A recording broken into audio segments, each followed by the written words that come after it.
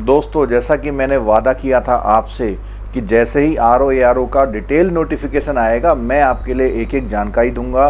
पूरा फॉर्म भरना है, सब्जेक्ट क्या है, डेट क्या है, एज क्या है और कैसे हम इसकी तैयारी करें और क्या इस नौकरी के फ़ायदे हैं। देखिए, उत्तराखंड में अगर सबसे अच्छी नौकरी मानी जाती है तो वो समीक्षा अधिकारी यानी कि RO या सहायक समीक्षा अधिकारी यानी ARO की मानी जाती है।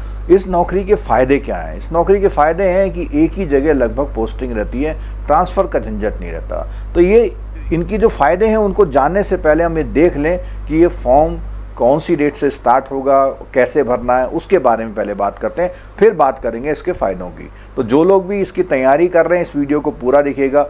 आपके घर में कोई भी ग्रेजुएट है जो स्टेट गवर्नमेंट में इस तरह की नौकरी की तैयारी करना चाहता है या आप चाहते हैं कि वो इसकी तैयारी करें, तो इसके बैचेज स्टार्ट हो गए हैं।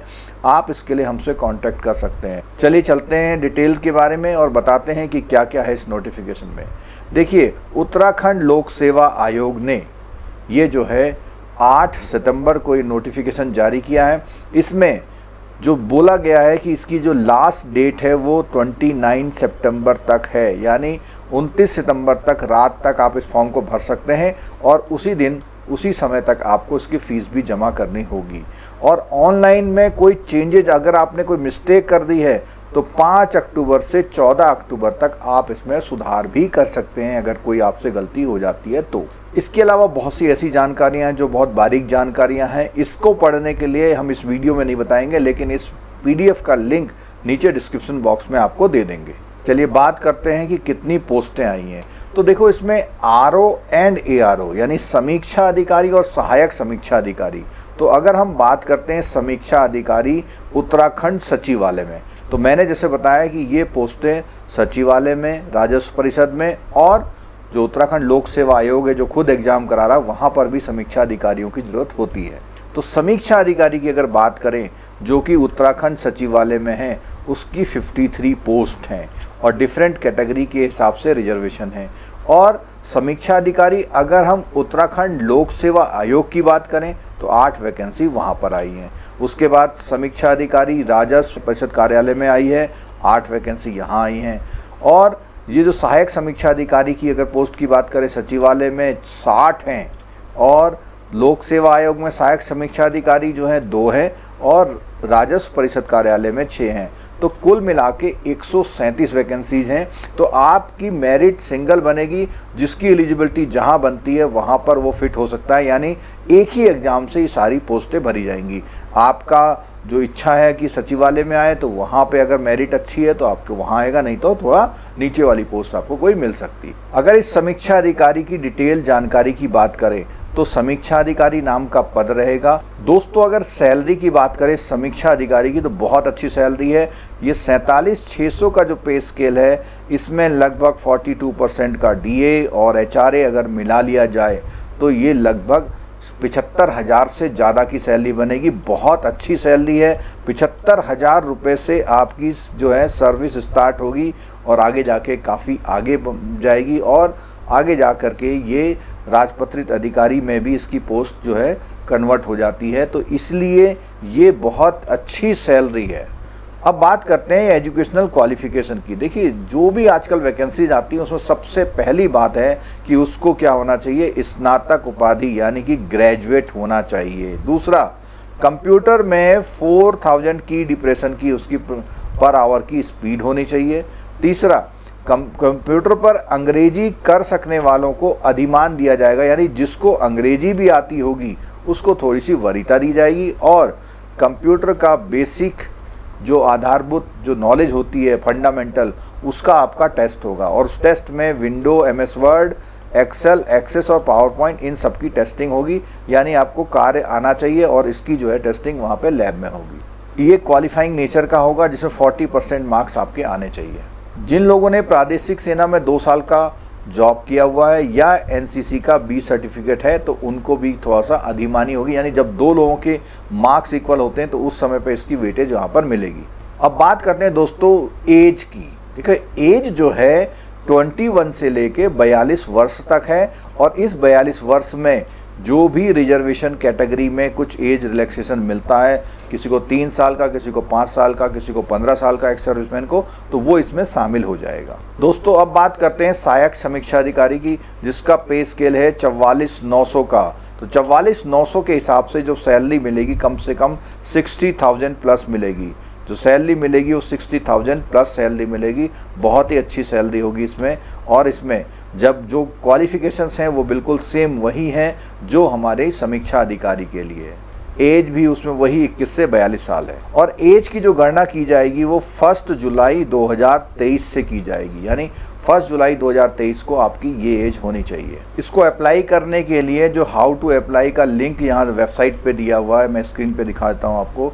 जब आप इसकी वेबसाइट खोलेंगे psc.uk.gov.in, जब वेबसाइट खोलेंगे तो वेबसाइट खोलने पर आपको दिखाई देगा यहाँ पर ये ARO एग्ज़ाम, यहाँ पर क्लिक हेयर लिखा हुआ है। क्लिक हेयर में जब आप क्लिक करेंगे तो जो ये वेबसाइट खुलेगी, तो जो ये वेबसाइट खुल रही है यहाँ पर आप अप्लाई नाउ में नीचे क्लिक हेयर पे दबा देंगे। तो जब आप यहाँ पे दबा देंगे तो वेबसाइट का वो फॉर्म खुल जाएगा जिसमें आपका रजिस्ट्रेशन होगा। रजिस्ट्रेशन के बाद सारी प्रक्रियाएँ होंगी, उसको आप प्रॉपरली फॉर्म फिल कर सकते हैं।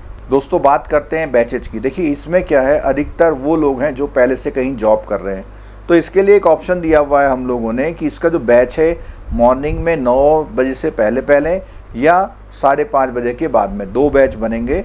क्योंकि इसमें क्या होता है, अधिकतर लोग जॉब वाले होते हैं, कुछ टीचर्स होते हैं, कुछ होते हैं, तो उनके लिए ये ऑप्शंस दिया गया है। एग्जामिनेशन फ़ीस की बात अगर हम करते हैं तो इसमें कैटेगरी वाइज इस चार्ट में फ़ीस दी गई है। और 200 रुपये है, 200 रुपये है, 80 रुपये है और 200 रुपये है। सारी दिव्यांग के लिए कोई फ़ीस नहीं है। और जो उत्तराखंड राज्य में स्वैच्छिक राजकीय गृह में निवासरत अनाथ बच्चे हैं उनके लिए भी कोई फ़ीस नहीं है, और बाकी लोगों के लिए फ़ीस है, प्लस कुछ टैक्स है। और कुल मिला के ये फ़ीस का विवरण इस प्रकार है। ये जो एग्ज़ाम होगा हमारे जितने भी डिस्ट्रिक्ट हैं सारे डिस्ट्रिक्ट्स में इसका एग्ज़ाम होगा। और उन डिस्ट्रिक्ट के साथ एक एक्स्ट्रा सेंटर जो है आपका, एक तो रुड़की में आपका एक्स्ट्रा सेंटर रखा हुआ है जो खुद डिस्ट्रिक्ट नहीं है लेकिन सेंटर रखा हुआ है, और इसी तरह एक सेंटर एक्स्ट्रा जो रखा हुआ है वो खटीमा में रखा हुआ है। बाकी जो है आपको कुल मिला के 16 सेंटर पे आपका एग्ज़ाम होगा। अब बहुत इंपॉर्टेंट बात, देखिए एग्ज़ाम कैसे होगा। तो एग्ज़ाम में जो है एक तो प्री की एग्ज़ाम है, इसमें एग्ज़ाम में एक तो प्री का एग्ज़ाम होगा जिसमें आपका सामान्य अध्ययन यानी जनरल नॉलेज और सामान्य बुद्धि परीक्षण होगा, जिसमें 150 प्रश्न आएंगे, 150 अंक होंगे, 2 घंटे का इसमें समय मिलेगा। अगर आप ये क्वालिफाई कर जाते हैं तो आप जाएंगे मेंस में जहाँ पर जनरल स्टडी तो है ही है, उसके साथ हिंदी यानी जो स्ट्रक्चरल हिंदी है वो, और प्लस निबंध यानी कि ऐसे। अब ये जो है देखो परंपरागत प्रकृति का यानी ट्रेडिशनल जैसे भी हिंदी की होती है हमारी वो, अब सामान्य अध्ययन में 200 मार्क्स का है यहाँ पर। और ये जो है हिंदी का जो है 5 प्रश्न होंगे जो डिस्क्रिप्टिव होंगे, और उसके अलावा निबंध भी जो यहाँ पर ही क्या होगा डिस्क्रिप्टिव होंगे। यानी कि ये जो वस्तुनिष्ठ यानी कि ऑब्जेक्टिव है 200 मार्क्स के तो ऑब्जेक्टिव होंगे, 3 घंटे का समय ये होगा, उसके बाद हिंदी का पेपर, उसके बाद ऐसे का पेपर, तो कुल मिला के 400 नंबर का एग्ज़ाम आपका ये होगा।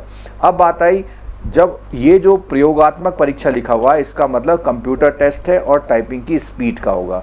तो जो कंप्यूटर टेस्ट है वो जो है उसमें केवल क्वालिफाइंग है, इसमें भी केवल क्वालिफाइंग है। इसमें 100 मार्क्स का क्वेश्चन पेपर है, ये वाला 1 घंटे में होगा, और टंकण परीक्षा में जो आपका स्पीड टेस्ट होगा वो 10 मिनट का होगा। अगर हम डिटेल सिलेबस की बात करें तो जो सामान्य अध्ययन का सिलेबस है उसमें देखिए कंप्यूटर का ज्ञान है, भारतीय इतिहास है, राज्य व्यवस्था यानी पॉलिटी है, भूगोल है, ज्योग्राफी है, करंट अफेयर्स है, उत्तराखंड का इतिहास है। और उत्तराखंड के इतिहास में पहले ही बोला गया कि 40% तक के क्वेश्चन भौगोलिक और पॉलिटिकल और जितने भी हमारे उत्तराखंड इकोनॉमी वगैरह से हैं वो 40% क्वेश्चन पूछेंगे। उत्तराखंड की संस्कृति है, उत्तराखंड की भूगोल जानकारी, देखिए उत्तराखंड को स्पेसिफिक दिया गया क्योंकि 40% प्रश्न जो है उत्तराखंड से आने वाले हैं। प्रशासनिक व्यवस्था कैसी है, आर्थिक प्राकृतिक संरचना कैसी है, ठीक है।